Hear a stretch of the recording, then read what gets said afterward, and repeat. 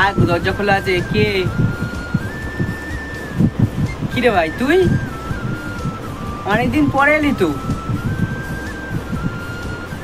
সেই এইচএসের পরে গেছিলিস আর এই আসছিস? হ্যাঁ, বন্ধুটাকে ভুলেই গেছিস তাহলে।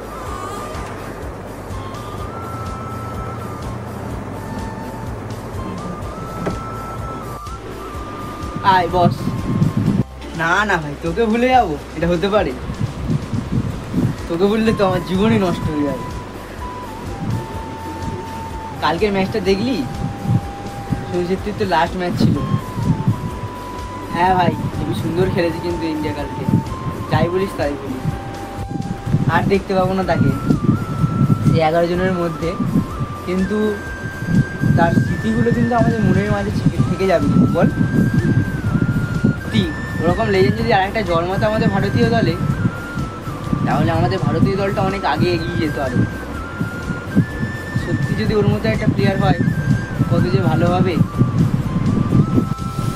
একটাই আফসোস থেকে গেল রে, লাস্ট ম্যাচ আমাদের ক্যাপ্টেনের, সেটাও দেখতে যেতে পারলাম। আমাদের ফুটবলের সাপোর্টারও অনেক, কিন্তু মেন মাথা ঠিক নেই। জানিস তো, গাছের পাতা যতই সবুজ হোক, গাছের গোড়া যদি না শক্ত হয়, তাহলে গাছটা মারা যাবে। সেরকমই ব্যাপার যে আমরা যতই ফুটবলটাকে সাপোর্ট করি, সেই পলিটিক্সে গিয়ে আটকে যাচ্ছে। কী যে হবে এই দেশটা ঠিক নেই। শুধু একটা খেলাকে নিয়ে সাপোর্ট করলে আর হবে না, আমাদের নানা রকম খেলাকে নিয়ে তুলতে হবে। অনেক ছেলে পড়ে আছে, এগুলো দেখতে হবে। সেরকম দেখার মতো কেউ নেই রে, আসল কথা।